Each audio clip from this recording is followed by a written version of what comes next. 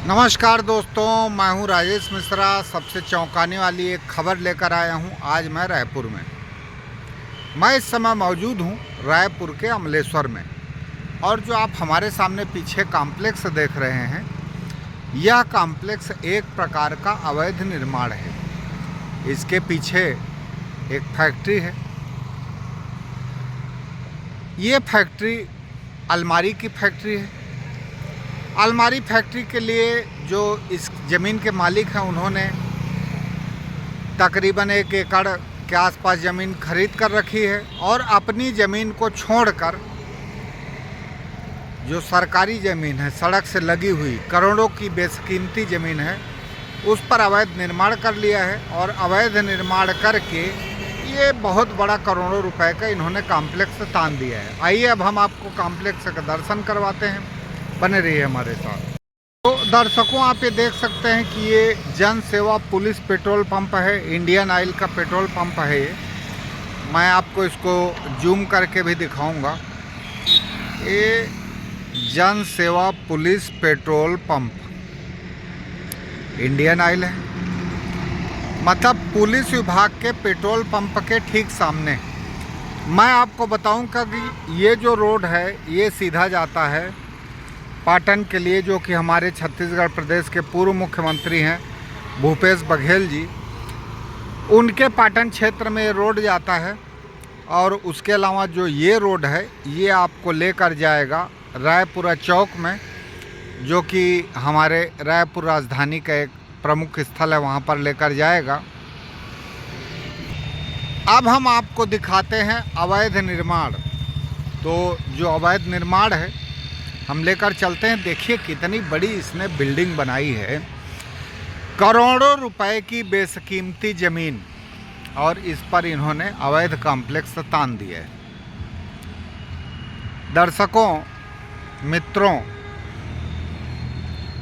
मैं इसकी तात्कालिक गणना नहीं कर सकता, लेकिन 10, 20, 30, 40, 50, 60, 70, 80, 90 स्क्वायर फीट की चौड़ाई में इन्होंने अपना कॉम्प्लेक्स का निर्माण शुरू कर दिया है। मैं आपको दिखाऊंगा। 90 फीट की चौड़ाई है और लगभग जो गहराई है अंदर की, वो भी 10, 20, 30, 40, ये 40 से 45 फीट का जो अंदर का स्पेस है, उस पर इन्होंने कब्जा कर रखा है। और कब्जा करके इन्होंने अवैध निर्माण को बढ़ावा दिया है। अगर हम इस ज़मीन की कीमत का आकलन करें तो यह करोड़ों रुपए में होता है। और करोड़ों रुपए की इस ज़मीन पर आज एक बाहुबली ने कब्जा कर लिया है। जब भी कब्जे होते हैं, तो जो कब्जे होते हैं वो बिना प्रशासन और राजनेताओं के संरक्षण के बिना अवैध अतिक्रमण नहीं किए जा सकते हैं। अमलेश्वर की जो नगर पालिका है, मौन है। निर्माणकर्ता ने नगर पालिका को खरीद लिया होगा। सब बिकाऊ हैं, नेता हो, मंत्री हो, विधायक हो, मुख्यमंत्री हो, या फिर नगर पालिका के अधिकारी कर्मचारी हों। मैं दावे के साथ कहता हूं, जिन हालात से हमारा प्रदेश आज की स्थिति में गुजर रहा है, और जो हमारी व्यवस्था है, मैं आपको याद दिलाना चाहूँगा। अगर आप जस्टिस काटजू को सुनेंगे, जो सुप्रीम कोर्ट के रिटायर्ड जस्टिस हैं, वो उन्होंने कहा कि हमारे न्यायपालिका, कार्यपालिका, विधायिका तीनों कोलैप्स कर चुकी हैं। जस्टिस काटजू ने तो यहाँ तक कह दिया है कि ऐसी संस्थाओं को भंग कर देना चाहिए और सभी नेताओं को जेल भेज देना चाहिए। स्थिति ये है कि भ्रष्टाचार चरम पर है। नगर पालिका, तहसीलदार और जो हमारे क्षेत्रीय विधायक या नेता हैं, जो भी लोग हैं, ये सब के सब बिक चुके हैं। और इनके बिकाऊपन के कारण जो आप देख रहे हैं, ये करोड़ों का कॉम्प्लेक्स अवैध रूप से बनकर तैयार है।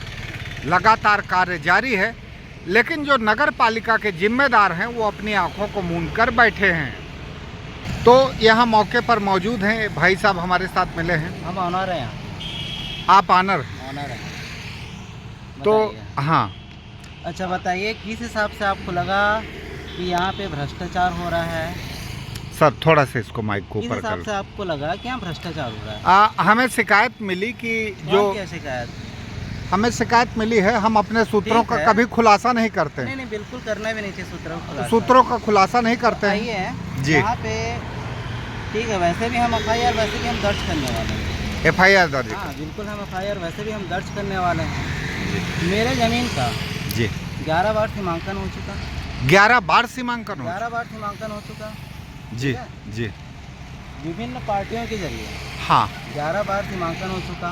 हाँ कभी पार्षद महोदय ने ये बोला कि भाई यहाँ पे अवैध अतिक्रमण हो रहा है, हाँ कभी और किसी चीज़ पे कभी और तो कभी और तो कभी और, जबकि यहाँ पे इतना बड़ा वीडियो बना के यहाँ पे शेयर किया जा रहा है।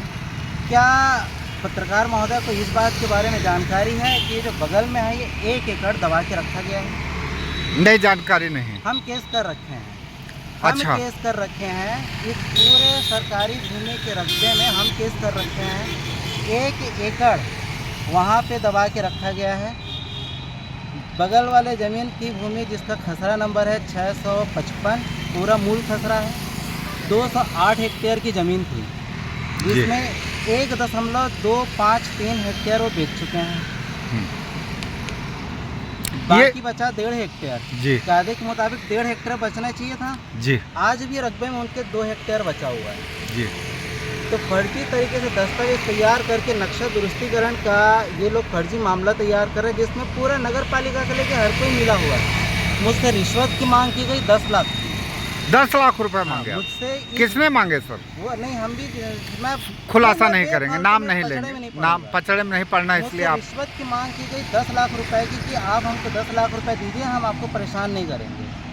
मैं वही प्रार्थी हूँ जिसने राठौर पेट्रोल पंप का 2000 स्क्वायर फीट तोड़वाया, अवैध अतिक्रमण हटवाया। मैं वही प्रार्थी हूँ जो इस शासकीय भूमि को अतिक्रमण मुक्त करने के लिए SDM में और तहसील कार्यालय में और कलेक्ट्रेट में तीनों जगह केस लेके मैं लड़ रहा हूँ। अभी भी लड़ाई लड़ रहे हैं? हाँ अभी लड़ रहे हैं। आप जाके केस को पहले देखिए, अपने मन से कभी मत बोला करिए कि ये अवैध अतिक्रमण है कि क्या। आप क्या जानते हैं इस केस के बारे में? पत्रकार महोदय पहले आप बताइए। नहीं, हम तो आपसे ही जानेंगे। आपने क्या इस बारे में जांच पड़ताल की? अभी भी ये बहुत शॉकिंग फैक्ट है कि ये पूरी ज़मीन, मैं अपने ज़मीन की बात कर रहा हूँ, 651/1 मेरी ज़मीन है, जिसका टोटल रकबा है 0.42 हेक्टेयर। अभी भी मेरे ज़मीन में करीब 2000 स्क्वायर फीट मिसिंग है। जाहिर आपका 2000 स्क्वायर फीट मिसिंग? अभी भी मेरी ज़मीन में 2000 स्क्वायर फीट मिसिंग है, जो कि पता नहीं कहाँ चला गया। और इसलिए मैंने यहाँ पे इनके ऊपर केस करा, इनके ऊपर केस करा। अब फिर भी मुझे बार बार इस चीज़ से को परेशान किया जाता है कि आपका यह है, इसका वो है। क्या ये सरकार में अगर हम 10 लाख रुपए में सरकार को रिश्वत नहीं दूंगा तो क्या इस कदर गिर जाएगी? मैं भारतीय जनता पार्टी के इनके ऊपर मैं कभी वो नहीं कर रहा हूँ, क्योंकि जब उनको इस बारे की वस्तुस्थिति का पता चला तो उन्होंने इस मामले की गंभीरता को समझते हुए मेरा कई मामलों में सहयोग दिया। लेकिन चूँकि जिसकी जाती है उसी की जाती है, लड़ना उसी को पड़ता है। मैं आज अपनी लड़ाई लड़ रहा हूँ और पिछले 2 साल से लड़ रहा हूँ। तो मैं सर यहाँ पर वास्तविक ज़मीन आपकी कितनी है?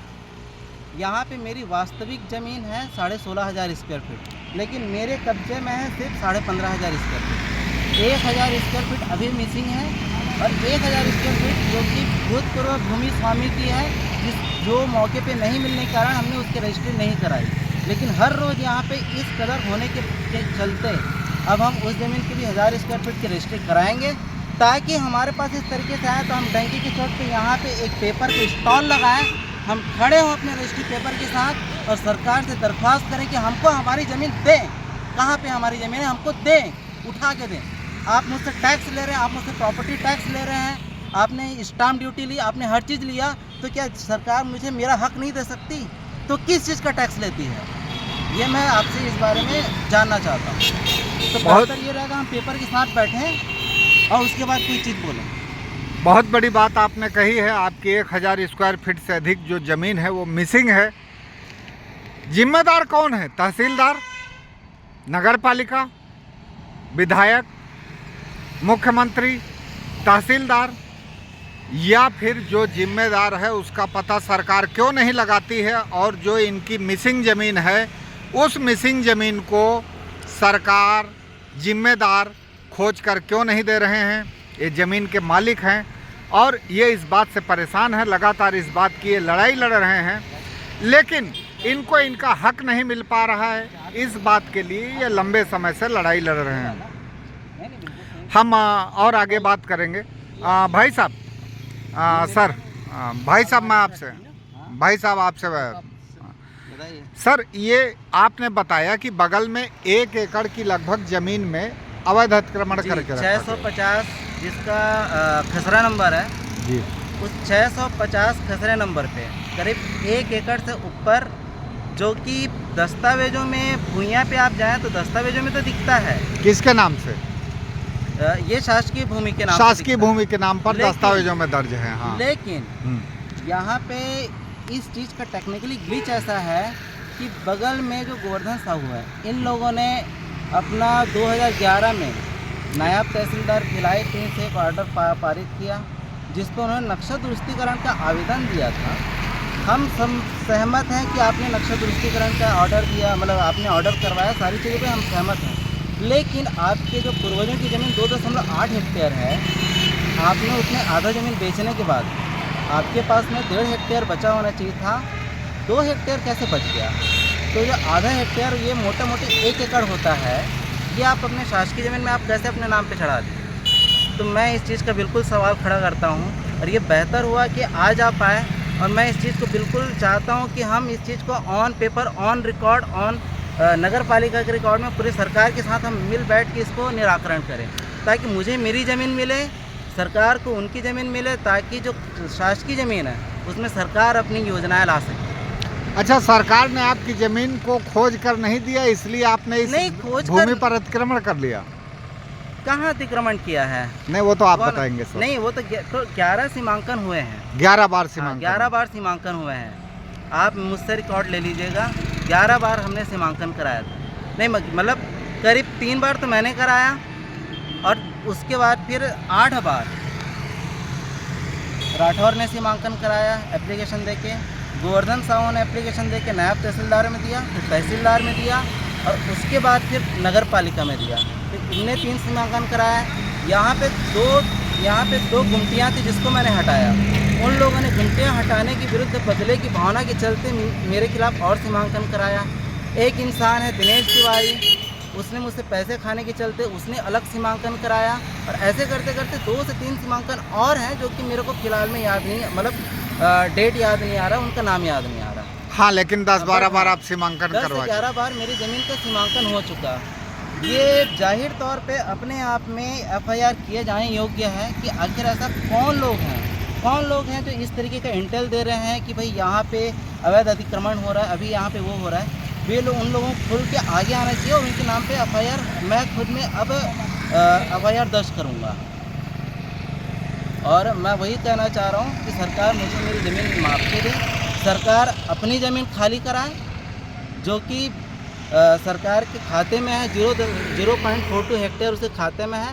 सरकार अपनी ज़मीन खाली कराए और वो स्वागतम योग्य है, और वो मेरी ज़मीन खाली कराए। जी, मैं केस कंटिन्यूसली लड़ रहा हूँ। 3 केस में ऑलरेडी मैं उसमें एज अ प्रार्थी में लड़ रहा हूँ। किस अदालत में लड़ रहे हैं? मेरा तहसीलदार में 2 केस चल रहे हैं, और अनुविभागीय अधिकारी SDM में 1 केस चल रहा है। सर, आप अपना नाम और पता और परिचय बताएंगे पूरा? मेरा नाम है प्रज्वलित साहू, और मैं यहाँ ओम हॉस्पिटल रायपुरा के पीछे का रहवासी हूँ। ये ज़मीन मेरी मम्मी के नाम पे है। यहाँ पे हमने इसका पूरा का पूरा नक्शा पास कराया हुआ है। हमने पूरी इसकी भवन अनुज्ञा की अनुमति ली है। Ground floor plus first floor, ground floor में मैंने 4000 स्क्वायर फीट की अनुमति ली थी, पत्रकार महोदय से मैं निवेदन करता हूं कि वे टेप पकड़ें और 4000 स्क्वायर फीट को नापें। अगर इस पर 1 इंच भी होगा तो मैं स्वयं पत्रकार महोदय के साथ नगर पालिका जाऊँगा और मैं तोड़वाने के लिए मैं खुद आवेदन करूँगा। आपने बहुत बड़ी बात कही है। आपका कहना है कि अगर हमारी 1 इंच ज़मीन भी कब्जे की निकलती है, सरकार हमसे ले ले ज़मीन को, हम ज़मीन को वापस देने के लिए तैयार हैं। लेकिन साहू जी को न्याय चाहिए, इंसाफ चाहिए। सबसे बड़ा सवाल आज की वर्तमान सरकार से है, जो लोगों को न्याय नहीं दे पा रही है। जो वर्तमान के हमारे राजस्व मंत्री हैं प्रदेश के टंकराम वर्मा, उनसे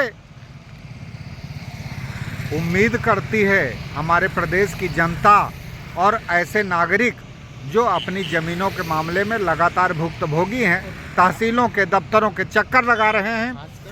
हम आगे चलकर आपको और भी तहसीलदार और एसडीएम और नगर पालिका के जो मुख्य कार्यपालन हैं उनसे भी बात कराएंगे। तब तक बने रहिए आप न्यूज़ के साथ। साहू जी हमसे और कुछ बोलना चाहते हैं, हम साहू जी की और बात सुनेंगे। मैं ये अच्छा हुआ कि आज पत्रकार महोदय मुझे मिले। मैं पत्रकार महोदय के साथ अपने सारे केस डिटेल को शेयर कर देता हूँ, सभी चीज़ों को, ताकि पत्रकार महोदय इस चीज़ को ऊपर तक ले जाएं एवं न्याय वो दिलाएं। हम किसी का हक नहीं खाना चाह रहे, ना हम किसी का हक लेना चाह रहे हैं। हमको बस ये कि कम से कम हमें हमारा हक मिल जाए। ये पत्रकार महोदय से मैं निवेदन करूंगा कि पत्रकार महोदय के जरिए ये चीज़ हर जगह पहुंचे, ताकि शासन तंत्र और सरकारी अमला अब दुरुस्त हो। धन्यवाद, धन्यवाद सर।